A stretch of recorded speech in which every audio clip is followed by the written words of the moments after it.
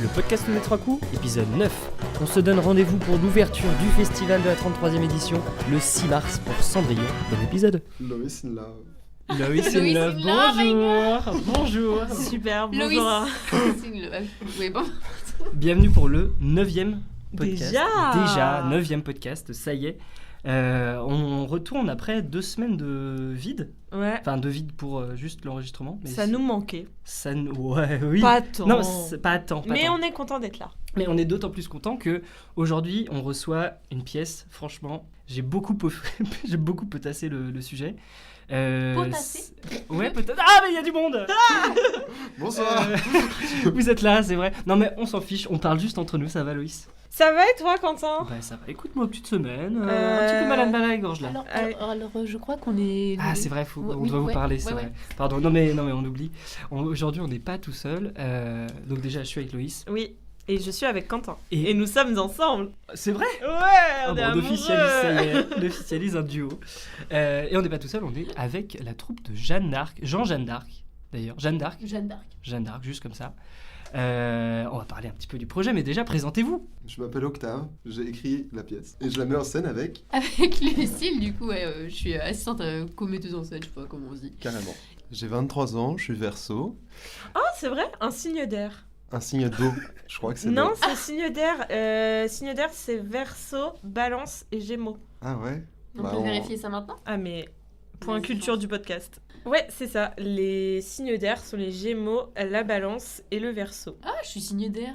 On reprend. T'as 23 ans. 23 ans, Verseau, conservateur de théâtre, écriture, courir, danser, vivre avec Lucille, avoir des plantes, avoir peut-être bientôt un chien. Oh, Un chien. Un chien. Quelle race? En fait, on sait pas. Enfin, en fait, on va en garder plein. Enfin, voilà. Ouais. Ah oui. Ça va être des On gardes. devient une maison Pet-sitter, d'accueil. quoi. Ouais, Voilà. exact. Ok, trop bien. Ouais, plus ou moins. Ouais. Ils ont que des mots. Courir, chien. C'est une recette. Mais général, Pour recréer un Octave. 50 grammes de théâtre, Voilà, 5 grammes de chien. Bon, super. Super. Et Lucille, du coup? Moi, du coup, j'ai 22 ans. Je vais avoir 23 ans en mai. 24 mai, donc je suis Gémeaux. Un signe d'air aussi. Est-ce qu'ils s'entendent bien en général? Vous aussi, vous êtes des signes Vous d'air? manquez je suis pas d'air. Balance. On a les 3 signes on a d'air. les 3 signes d'air. Oh my god. Ah, c'est super. Oh là Bah, moi, là. je me sens... Léger, non? Tu te sens porté? Moi, non j'ai pas d'air dans mon... Moi, je suis Sagittaire. Ah. Alors, R dans Sagittaire, mais je crois pas Ah, que ce non, soit un signe. ouais. On t'inclut. C'est un signe de Ouais. terre, non? Tu seras notre caution. Une tête d'homme, mais un corps de cheval. C'est vrai, non? Voilà. Ah, pas mal. Ouais. Des chatons de dernière fois. Vous verrez des Des chevaux chevaux. dans Jeanne d'Arc. C'est vrai? Oh. Ouais, ouais. Il y a des chevaux dans Jeanne d'Arc? Ah oui, Bien oui. sûr. Bon, Oh on là a là. fait Le venir. Moyen-Âge, ouais. enfin, tout ça, quoi. J'ai déjà hâte.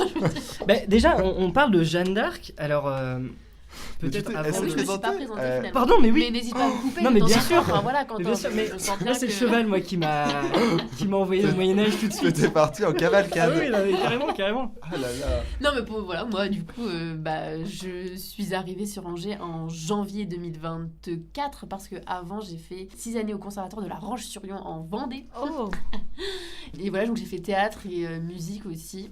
Un petit peu de danse, genre un peu, voilà, bref, tout fait. Enfin, tout fait, non, qui suis-je? Puis non, mais oui, je suis arrivée sur Angers, je suis dans une association qui s'appelle La Fève, qui fait des actions solidaires sur des quartiers prioritaires. Du coup, je donne des cours de théâtre et de chant par l'association. Je mets en scène avec Octave, du coup, Jeanne d'Arc, pour les 3 coups. Et puis, je travaille à côté pour avoir un petit peu d'argent quand même, pour pouvoir manger. Je travaille en restauration. Et tu nourris Hicham, visiblement. Je rapporte de temps en temps quelques plats à quelques personnes que je croise. Ça peut être des personnes qui font la manche ou alors juste des amis qui font la manche aussi parfois. Mais Oui, Cham. Oui, Hicham, du coup. C'est juste de la distribution de nourriture. C'est ça l'esprit un peu. Jeanne d'Arc. L'esprit Jeanne d'Arc. exactement. Ok. Alors, vous avez parlé de. Mais il y a beaucoup de nourriture dans cette pièce. Il y a beaucoup de Non, nourriture, pardon, c'est vrai. J'y pense, mais C'est vrai, ça il y a mange des beaucoup. légumes, de la soupe. Il devait y avoir des pizzas, mais on va pas jouer cette scène. J'ai déjà hâte de Je manger. suis dévastée. Oui, moi C'est quoi aussi. votre plat préf? Oh, c'est trop. En vrai, moi, à partir du moment où c'est chèvre-miel, je prends. Ah, Ça peut être une Oh. salade, ça peut être une pizza, ça peut être un Pizza, sandwich, chèvre ça miel. peut être. Sushi, chèvre miel. Ah. Eh ben, pourquoi pas? On fera un podcast juste là-dessus. Ça pourrait être pas mal. Sushi, chèvre miel. 3 vues. Enfin, 3 écoutes. je crois que j'aime bien le concombre. Mais franchement, je suis pas compliqué pour la bouffe. Fait que Non, manger du concombre, je pourrais faire ça tous les jours, je pense. Ah ouais, c'est ouf. Ouais, le problème, c'est que ça pousse pas en toutes les saisons. Ah oui. C'est vrai. Mais sinon, On arrive bientôt là, c'est printemps non, les concombres? je n'ai que ça en tête. Ah oui, d'accord. Donc vous allez jouer une pièce, mais c'est pas important. Tu vois, la bulle de pensée, genre t'as Jeanne d'Arc écrit en tout petit et t'as plein de concombres autour. Ah oui.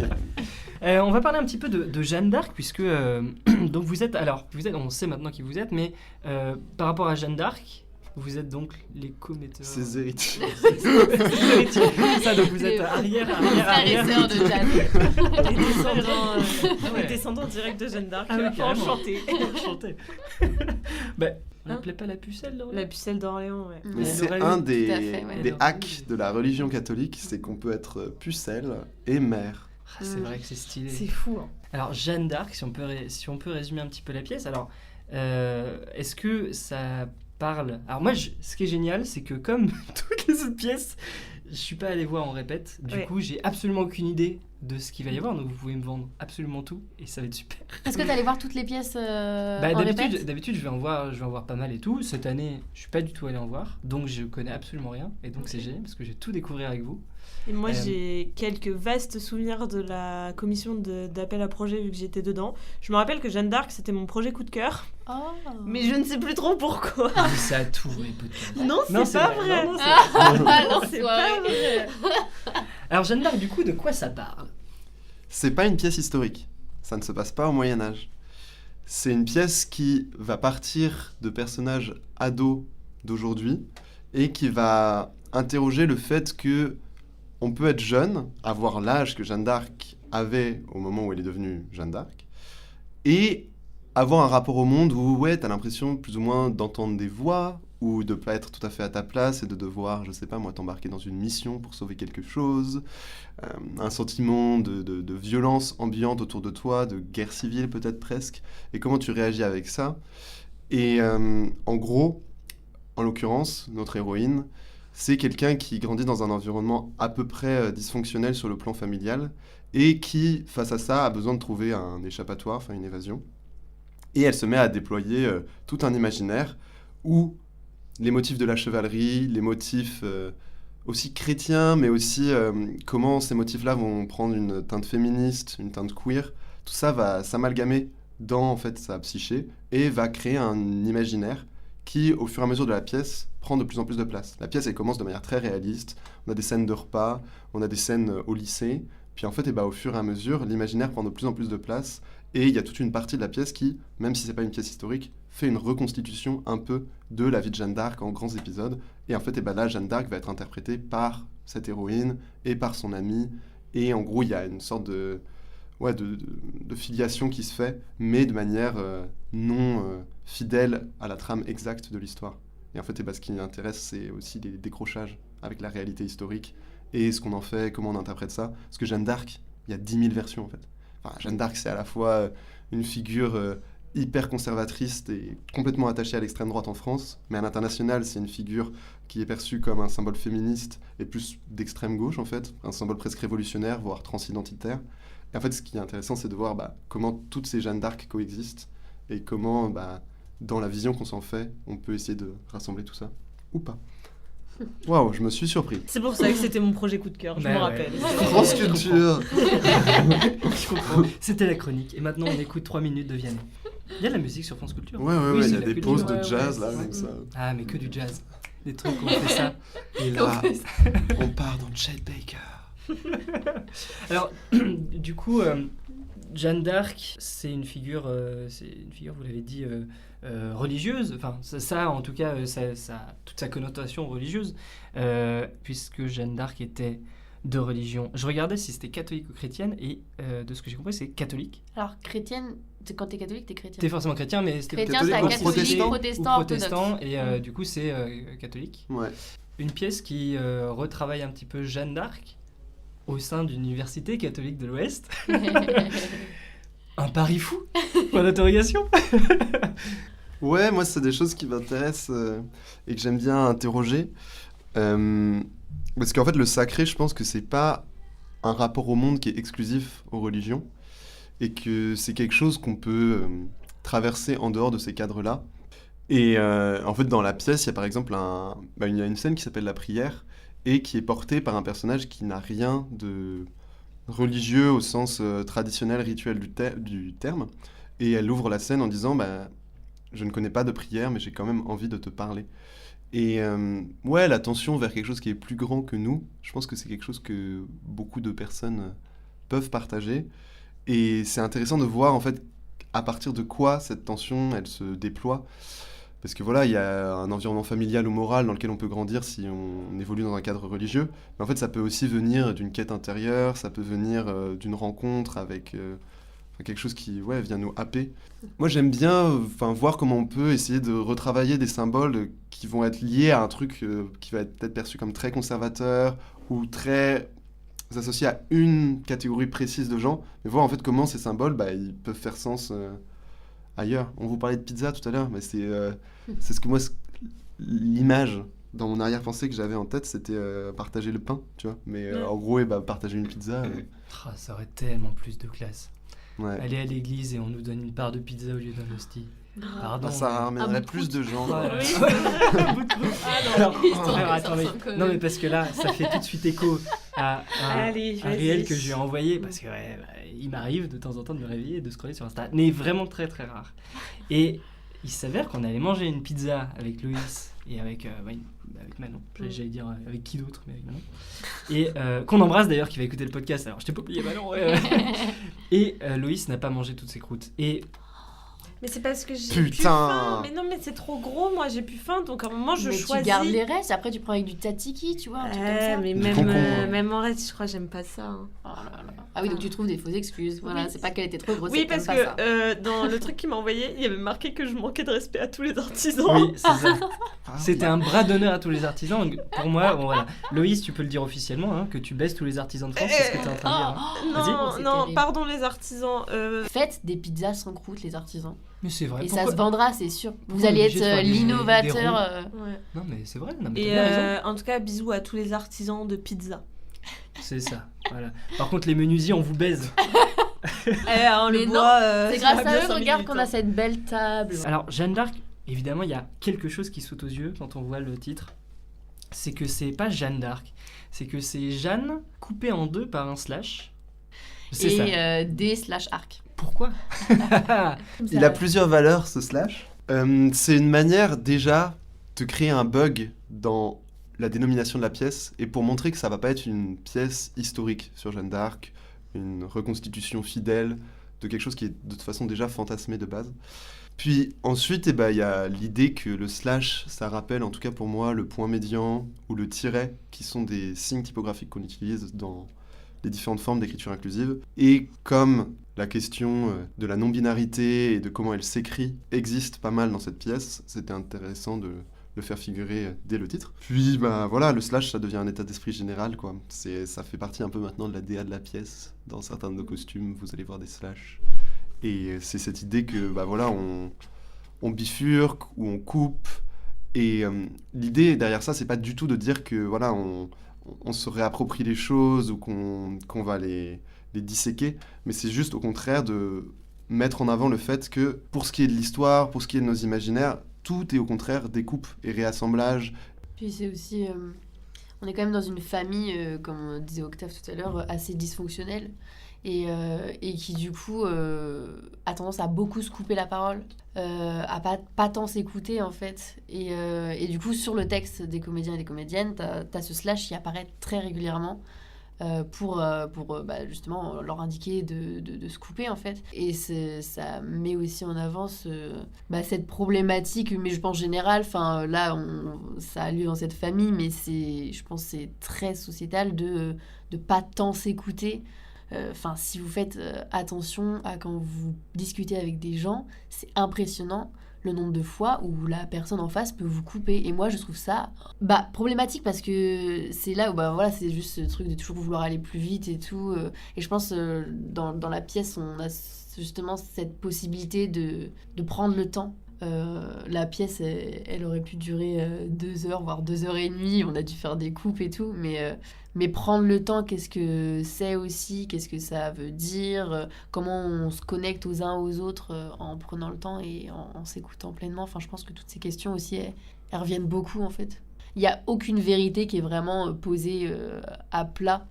Et ça revient du coup aussi à ta question de jouer Jeanne d'Arc à Luco. En fait, c'est aussi le fait qu'on n'impose rien à personne, que c'est beaucoup de questions ouvertes. Et puis après, chacune prend ce qu'il ou elle a à apprendre, quoi. C'était une question qu'on s'était posée avec Maintenant c'était avant, parce on a parlé de la période Covid, de la période du confinement qui nous a fait retravailler un petit peu notre rapport au temps. Et justement, est-ce que vous pensez que, selon vous, dans votre vie, vous prenez le temps des choses? En vrai, moi, je crois que j'essaye pas mal de prendre le temps. Petit break. Ouais, Louise vient de nous faire un début de crise d'épilepsie ou de tectonique, on sait pas. Quand tu te sens pas bien, tu dabs. Tu dabs, t'hésites pas. Pardon, j'ai eu un frisson. On te fait frissonner. C'est la pièce qui me... C'est intense ici. Puis c'est le fait de lui souffler dans le cou. Oui, non, mais en tout cas, moi, je pense que je prends le temps quand même pas mal, même si les semaines peuvent être vite chargées. Mais... ça reste difficile, je crois, mais je crois que c'est pour tout le monde. Prendre vraiment le temps. Est-ce qu'on a le temps de prendre le temps? Ça, c'est aussi une question. Puis surtout, je trouve dans un milieu autour de la culture, en fait, c'est pas comme quand tu fais 8h, 18h et que du coup, tu vas taffer, tu fais ta journée, tu rentres et t'as un peu ta routine. C'est un peu un milieu où tout se construit la semaine, tu vois, ou alors des fois au jour même, ou au mois peut-être parfois, mais j'essaye de prendre le temps et de m'accorder des moments où juste où je suis dans l'instant présent. Par exemple, régulièrement quand je rentre du travail, je m'accorde genre 10-15 minutes où en fait le jardin des plantes il est sur ma route et du coup je vais voir les animaux. Tu vois, en plus, c'est vraiment juste à côté du jardin. Animaux, jardin des plantes. Ouais, t'as une petite ferme. Une petite ferme. Tu sais que l'autre jour, j'ai pu rentrer en plus dans le petit enclos. Genre le mec, bref. J'étais toute seule, il était tout seul. Pour aller voir mais les je animaux. te jure, j'ai vu le hamster, genre qui se cache. C'est parce qu'il y a un hamster et qui se cache tout le temps dans la petite cabane. Il s'appelle Rotin, voilà, pour information. C'est pour ça qu'il se cache. C'est Le son prénom à chier. On t'embrasse. Bon voilà, on embrasse Rotin. Et Jérôme qui m'a fait rentrer dans ce petit enclos. Et bref, et donc voilà, moi c'est des petits moments comme ça où je m'accorde la possibilité de même juste d'avoir ce vivant aussi. Les animaux, c'est pareil, ils te donnent leur temps, hein, pour le coup, ils sont, c'est qu'amour. C'est du temps. Et ouais, c'est pour ça qu'on va avoir un chien. Ça pour dire. Pardon Octave, peut-être... C'est difficile d'articuler les mots, mais c'est vachement important. Je pense que c'est une des questions les plus importantes, en fait, en ce qui concerne l'existence aujourd'hui, mais aussi précisément le milieu du théâtre et du spectacle vivant. Parce que c'est effectivement un milieu où soit tu alternes entre surmenage, soit entre, on va dire, comment on va appeler ça, procrastination. Et le rapport au temps, il est toujours, soit tout se compresse, soit tout s'élargit de manière molle et insaisissable. Et moi, j'ai un peu l'impression d'être... en train d'enchaîner des cycles de surmenage depuis des mois. Et en fait, je sais aussi que pour la création de cette pièce, c'est un risque qui nous pend au nez en permanence là, depuis quelques semaines. On risque d'épuiser un peu la troupe. Et moi, j'essaie d'être extrêmement vigilant sur ça. Je suis assez d'accord avec Lucie sur cette idée de... Le temps, c'est quelque chose que tu prends ou pas. Mais en fait, tu n'en auras jamais suffisamment pour avoir une autre journée après ta journée. C'est aussi une décision consciente que tu dois faire, en fait. Encore une fois, c'est un enjeu professionnel et c'est un enjeu relationnel parce que c'est super dur quand tu organises un projet, tu organises le temps des autres aussi, quoi. Le temps libre, c'est la seule chose qu'on est à chaque fois le seul ou la seule à pouvoir se donner à nous-mêmes. Mais c'est pas quelque chose que quelqu'un va pouvoir nous offrir, en fait. Pour y revenir, vous êtes en commise en scène, du coup, sur le projet. Tout à fait. Est-ce que c'est justement votre rapport au temps qui a fait ça? Est-ce que c'est votre affinité personnelle qui a fait que vous vous êtes mis à la commise en scène ensemble? Et comment ça se passe au final, une commise en scène? Parce que vous êtes la seule commise en scène de l'édition, il me semble. Ouais. Cette année. Comment... Dur, facile, naturel. Ouais, fluide. Ouais. Après... Que des mots. Gluten, avion, Chien. chien, Je crois, ouais, courir. surtout. Je dirais que c'est quand même un sacré exercice parce que, d'autant plus là sur cette pièce, parce que je travaille avec Octave, mais Octave a écrit la pièce. C'est un projet qu'il a en tête depuis un long moment, tout est très clair pour lui. Et donc, moi, me rajouter à ça, c'est... C'est périlleux parfois. Ouais, c'est carrément périlleux parce que des fois, je vais avoir envie d'aller vers un endroit. Enfin voilà, je vais avoir des idées, je vais avoir des envies, je vais projeter la pièce dans mon imaginaire à un certain endroit. Et en fait, ça va pas être dans le sens d'Octave. Donc du coup, en fait, c'est aussi se réadapter. Moi, je sais que je me considère un peu comme un bonus Octave est quand même dans le rôle principal de la mise en scène. En fait, moi, c'est aussi, quand j'ai commencé le projet, déjà, il a pris une envergure qui est sa propre charge à porter. Et je savais dès le début que je pourrais pas porter ça tout seul. Donc c'était un constat de réalité, de me dire il va falloir être épaulé. Et puis c'est aussi la rencontre qu'on a eue ensemble, parce que moi j'aurais pas pu partager cette chose avec quelqu'un que je connaissais pas aussi bien que je te connais toi, et en qui j'aurais pas toute la confiance que j'ai en toi, quoi. Moi je vois pas du tout ça comme un bonus, en fait. La pièce elle pourrait pas exister sans Lucille. Oh, c'est le moment de pleurer. Quoi? Astérix, larmes, Astérix. Mais en plus, vous arrivez dans une asso que vous connaissez pas, en Ouais. fait. C'est votre première année à tous les deux.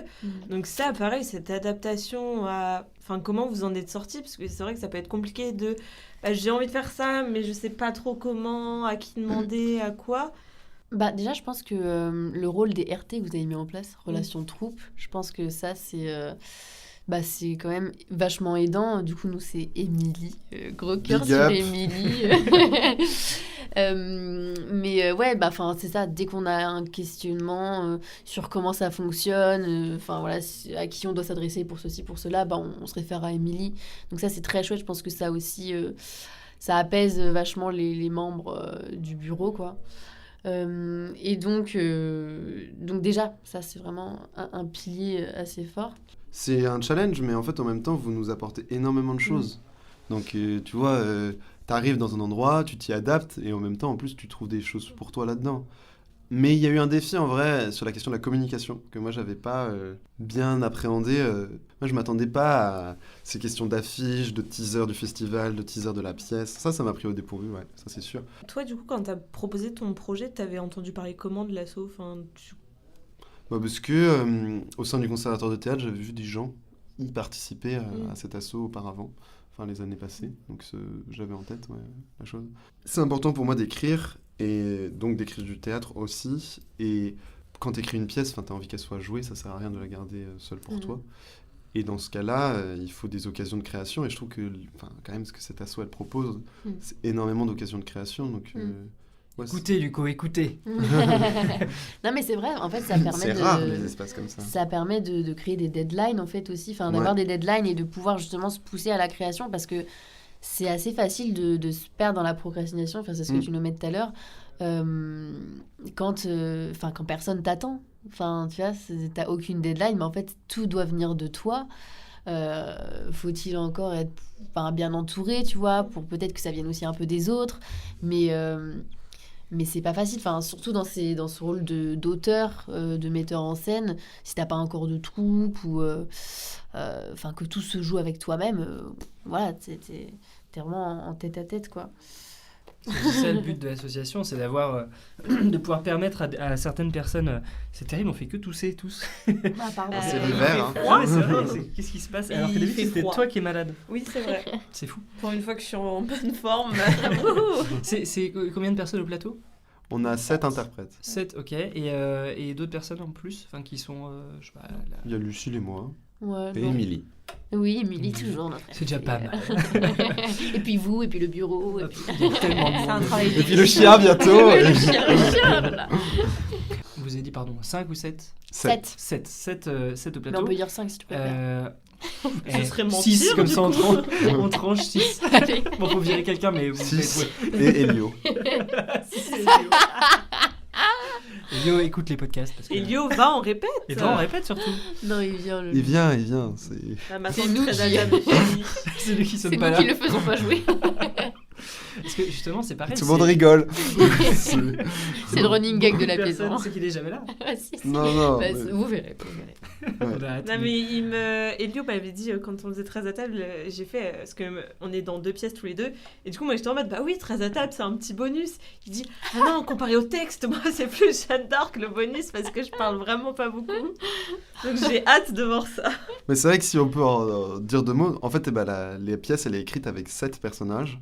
Il y a aussi, mais c'est pas 7 rôles, il y a en gros un peu plus de rôles parce que dans la partie, on va évoluer dans l'imaginaire de la protagoniste. En gros, les figures qui vont surgir dans son imaginaire, genre le prêtre, l'archevêque de la cathédrale de Reims, le roi de France, de l'époque de Jeanne d'Arc et tout, et ben ces rôles-là, ils vont être joués par les autres personnages. Typiquement, en fait, ça va être le frère de l'héroïne qui va jouer le roi. Donc, du coup, ça raconte des choses en créant des parallèles entre le monde réel, le monde imaginaire et tout. Et toute cette densité et ces nœuds de différentes strates fictionnelles qui se chevauchent, ça fait que, moi, c'était difficile d'écrire cette pièce, notamment parce que sur 7 personnages, en vrai, il y en a 5 ou 6 qui ont une épaisseur presque de personnage principal. Je pense pas que ce soit qu'une bonne chose, en fait. Je pense que ça peut aussi créer de la confusion à terme, donc j'ai vraiment essayé d'épurer et d'élaguer tout ça.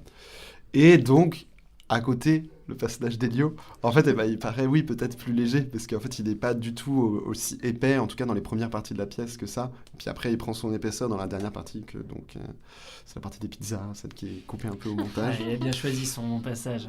Mais c'est vrai que pour les personnes qui ont l'occasion d'écouter ce podcast avant de voir la pièce, même si je pense pas que ce soit nécessaire, mais du coup ça peut être un petit plus, c'est le fait que vraiment les personnages, par exemple on avait l'exemple du frère qui prend le rôle du roi, il y a vraiment des parallèles énormes entre ce qui est raconté sur la vie du roi, ou en tout cas ce que raconte le personnage du roi, et ce que le personnage du frère vit en tant que frère.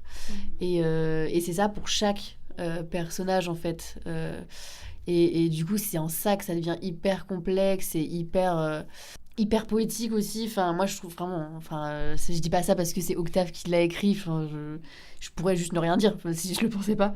Mais quand on lit le texte, c'est d'une intensité dans les mots, dans les métaphores, c'est presque éprouvant, en fait. Mais je trouve ça génial, en fait. Enfin, c'est aussi pour ça que je suis là-dedans, que je fais ça. Je serais curieuse de la lire quand même. On fera en sorte de faire exister ça. Mais quelle édition j'ai des amis dans l'édition maintenant. Mais moi, il y a un truc... Ça me démange de le dire depuis tout à l'heure. Mais tout ce que T'as une crotte de nez. Non. C'est ça, je me suis dit pareil. Non. Mais tout ce que vous dites, ça me fait trop penser. Faut pas le prendre mal. Joël Pomera. Non, il n'est pas toujours là. Un film Disney Channel qui s'appelle Avalon High. Et genre, ça me fait trop penser. C'est pareil, c'est une fille qui est au lycée. Et en fait, sa vie, elle va tomber en amour de la légende du roi Arthur. Et du coup, elle va se projeter dans l'histoire et tout. Et pareil, le beau gosse du lycée, ça va devenir le roi Arthur. Et ça me fait trop penser à ça. Drôle. Ouais, mais Vraiment. je pense pas que ce soit étonnant, parce qu'en vrai, j'ai pas inventé l'eau chaude avec cette structure narrative. Enfin, c'est un truc qu'on retrouve dans pas mal de trucs. Moi, je l'avais vu avec des adaptations d'Alice au Pays des Merveilles ou un jeu vidéo qui s'appelle Omori. Il y a souvent cette idée-là. Et en plus, c'est une idée qui je pense, revient pas de manière majoritaire, mais dans certains récits. Quand on parle de l'adolescence, de l'idée de s'évader, c'est le syndrome de Peter Pan par exemple. Tu vois. C'est ça, dans le film en fait, je me rappelle plus très bien, ça fait très très longtemps que je l'ai vu. De ce dont je me souviens, elle arrive dans un lycée où elle est un peu perdue et ses parents sont profs d'histoire. En fait, vraiment, son refuge, ça va être la légende du roi Arthur. Et elle va tout lire et tout, et du coup se projeter à fond dans... Du coup, après, dans le film, tu voyages un peu dans le temps. Il est trop bien, le film. Après, c'est un film Disney Channel que j'ai vu il y a des années, donc... Disney Channel n'existe plus, là. Feu Disney. Je suis en deuil. Et ça me fait trop penser à ça. J'ai trop envie de le regarder maintenant. On va marquer une petite pause, on va regarder le film. One eternity later. Alors du coup, franchement, c'était super. Elle vient de la projection, c'était génial. J'adore le roi. Vous l'avez dit. Prochaine pièce. Kaamelott épisode 2 d'ailleurs bientôt. Ah là là. M'en fous. Avalon High. Ouais, Avalon High 2 maintenant. Mais je vais te le bientôt. faire regarder, tu vas voir. Ok, vas-y. Tu me files la capta. Peut-être une petite question. Alors, moi j'ai fait des fiches un peu. Bah non, mais I'm on the edge of my seat. On t'écoute, pardon. Ah oui. Ça va, Ah oui. Attendez, ils m'ont fait un regard. Il va falloir que je dise un truc intelligent. Vas-y, Quentin, vas-y. Je dab. Putain, le gars Brillant. qui a bientôt 10 ans quand même, c'est fou ça. Ah Ah ouais, bah ouais, Oh 2016. putain, 2016. Ouais, 2016. Putain, ouais, t'as raison. Comme quoi, hein, on n'a pas gagné depuis. Bref. Alors, moi, j'ai lu, brièvement, parce que Jeanne d'Arc, moi, je l'ai vu avec des cheveux bleus, puis plus de cheveux dans Henri VI, Richard III. Henri VI, surtout. Et oui, non, mais oui. Mais ouais, je l'ai vu parodier, je l'ai vu jouer. Elle est morte. Hein. Elle n'a pas joué dans des films, mais être mis en scène dans des films, dans des séries, etc. On parle aussi beaucoup de son procès de Jeanne d'Arc, enfin du procès de Jeanne d'Arc, de est-ce que est-ce que c'est bien ce qu'elle a fait, est-ce que c'est pas bien, est-ce que pourquoi elle l'a fait, etc., etc.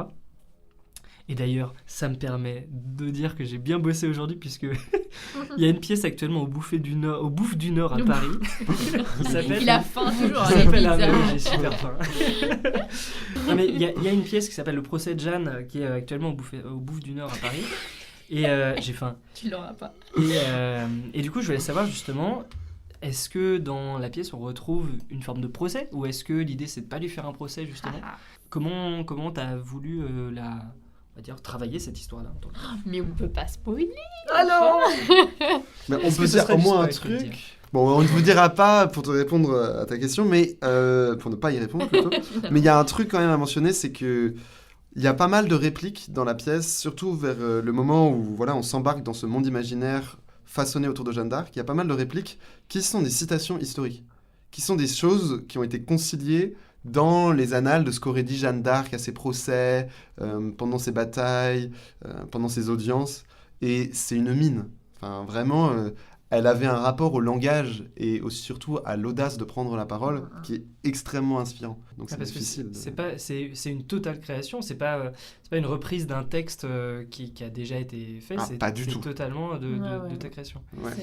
Et Je pense, il y a beaucoup de textes qui ont été écrits sur Jeanne d'Arc, mais celui-là, peu de choses à y voir, quoi. Enfin, ouais. Et c'est une création C'est qui plus date- qui proche, date de pardon. quand Non mais il y a pas de souci. Mais je sais pas comment on Non, fait mais on comment peut on se coupe. couper. Je pense que c'est plus proche du film Disney Channel que Loïs mentionnait que, je sais pas moi, des textes de Peggy sur Jeanne d'Arc, ou même des films qui ont été faits par Bruno Dumont ou Dreyer. Enfin voilà quoi, il y a quand même un... Qu'on embrasse. En fait, moi j'ai l'impression que sur Jeanne d'Arc, notamment en France, il y a cette recherche de vérité historique absolue de à qui aura les meilleures sources, la meilleure histoire de Jeanne d'Arc.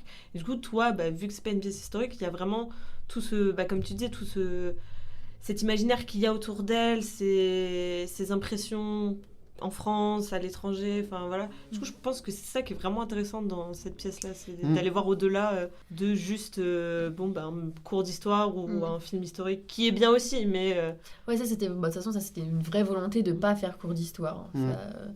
Et pourtant, il y a des passages... Ouais, mais en fait, je crois que l'idée de passer par un monde imaginaire, c'est vraiment une excuse pour tout, quoi.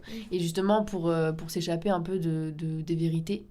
Parce que du coup, on reste sur deux adolescents qui rêvent parce que s'identifient aussi à un peu toute l'aventure qu'est Jeanne d'Arc et donc aussi forcément déforment sûrement certaines choses, mais parce que Yel se les réapproprie, quoi. Et puis, je tiens quand même à dire que j'ai fait énormément de recherches. Et je dis pas ça pour me dédouaner, mais pour préciser que la création d'un imaginaire, c'est un processus historique. En fait, la manière dont il y a une épaisseur d'imaginaire qui s'est articulée autour de Jeanne d'Arc, d'un point de vue féministe, d'un point de vue nationaliste, et de plein d'autres manières différentes, en fait, ça aussi, c'est des processus historiques. Et moi, je pense que quand on fait une histoire sur Jeanne d'Arc, on devrait parler de son parcours de vie précisément en termes événementiels, mais aussi de comment ça a été récupéré, réapproprié, traversé. Et moi, j'essaie de nommer ces différentes choses. Ouais. Et en fait, la matrice des imaginaires m'intéresse autant que la matrice historiographique de ces 19 années de vie. Et donc c'est un choix à prendre, justement, de se dire, on se concentre, dans ton écriture par exemple, tu te concentres davantage sur la manière dont elle a marqué l'histoire, ou dans la manière dont elle a marqué le féminisme, ou dans la manière... Est-ce que c'est un choix justement de choisir un imaginaire en particulier ? De toute façon, il y a cette idée que ce qui va compter, c'est l'imaginaire qu'on s'en fait dans cette pièce, puisque ça part de 2 ados qui se projettent sur Jeanne d'Arc. Donc ça ne va pas parler de Jeanne d'Arc, ça va parler de leur rapport à Jeanne d'Arc. Ensuite, ces 2 ados, ils ont un rapport spécifique à Jeanne d'Arc. Parmi les 2 ados, on peut le dire peut-être, il y a une personne non-binaire pour qui Jeanne d'Arc va avoir une importance queer. Et pour l'autre, ça va peut-être, pour l'héroïne, ça va peut-être avoir plus une valeur féministe, ou aussi religieuse, ou aussi médicale quelque part, parce que Jeanne d'Arc, c'est aussi une certaine représentation de la folie, une représentation des voix qu'on a dans la tête, etc. Et tu vois, là, déjà, on a au moins 4 strates, 4 visions différentes qui coexistent, mais par petites touches, j'ai essayé d'en faire exister encore plus, notamment sur la question du nationalisme, et aussi sur la question de la xénophobie, parce que c'est un truc qui est inhérent aussi à l'histoire de Jeanne d'Arc. Ça se trouve, Jeanne d'Arc, c'était pas une révolutionnaire, c'était juste une grosse raciste.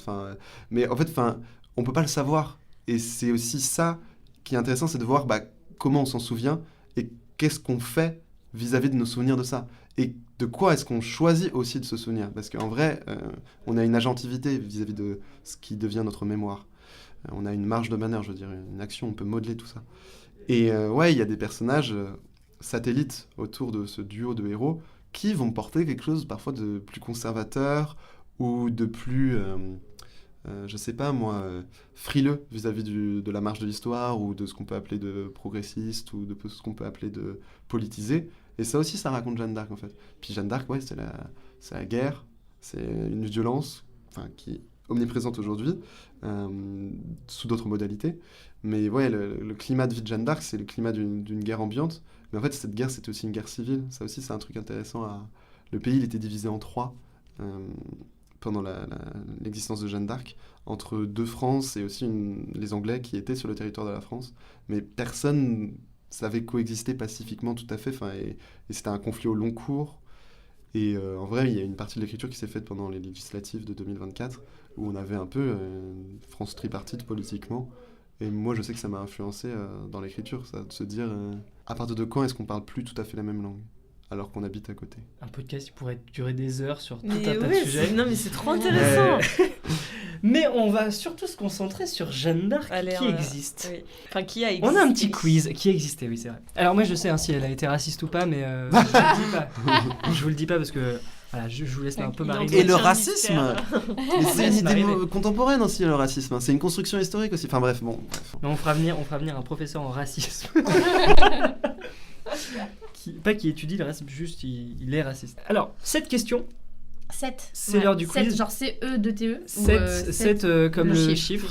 Okay. Cette question, un QCM, si vous avez la réponse avant que je vous donne les différentes propositions, n'hésitez pas à le dire. On a le droit de se concerter ? Ah bah bien sûr. Ah oui, non mais il n'y a pas de souci. On a le droit à l'appel à un ami ? Ce qui compte... Ah, ça va être compliqué. Jeanne ? Non. Elle va arriver, elle va répondre. Quoi ? Je suis au bouffe du Nord, là. Ouais, pas mal. Non mais c'est une ref tout à l'heure. Oui, ah bah si, non. J'étais là. Au pizza dont on a parlé dans les 5 premières minutes. On dit bouffer. Ah putain, c'est le bouffet du Nord. Je vais taper sur la table. Cette question, alors c'est important de savoir que le but au départ c'était de départager les troupes pour savoir quelle troupe aura le plus de réponses à ces questions.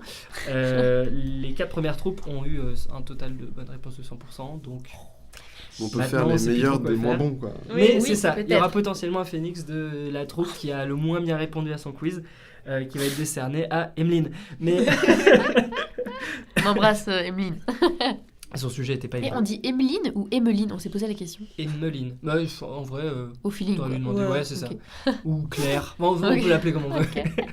tant qu'elle descend de la table. Emeline. C'est chiant. Moi, je dis Emeline. Emeline, ouais.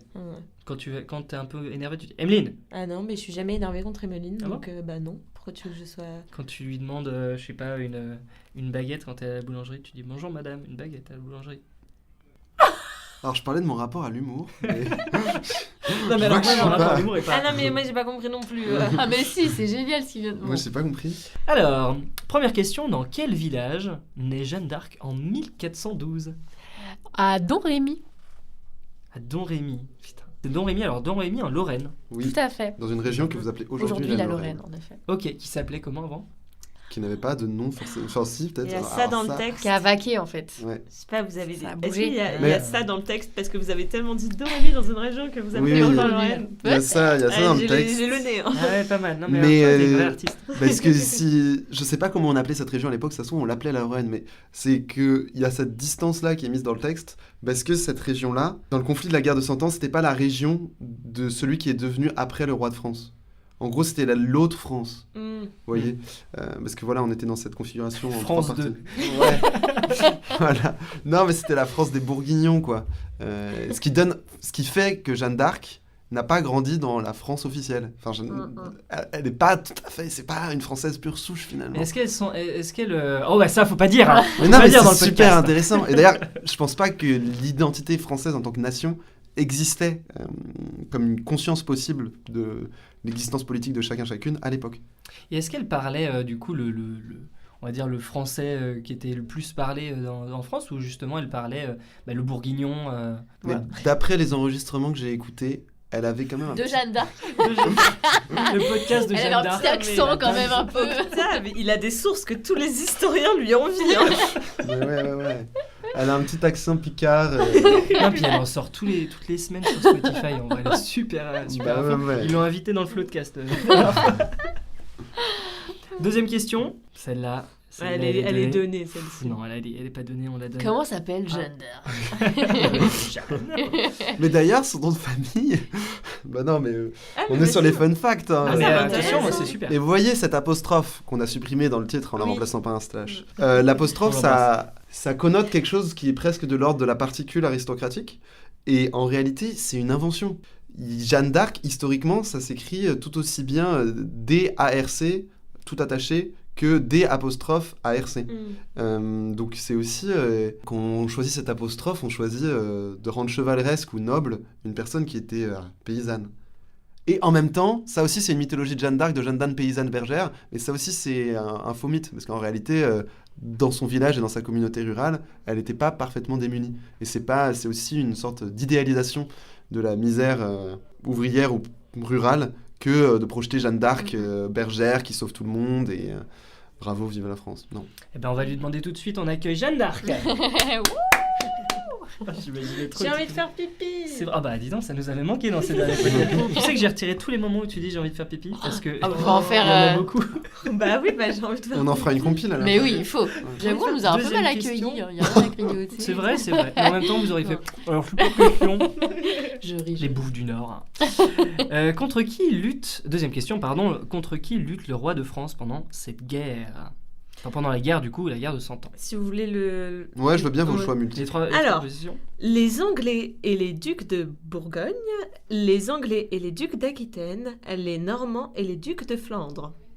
Première. Et j'ai pris ma réponse. voix de jeu télévisé. Ducs de Vous avez Flandre. remarqué Magnifique. Oui, c'était. C'est La magnifique. première, les Anglais et les ducs de Bourgogne. Tout à fait. Gagné. Mais c'est correct.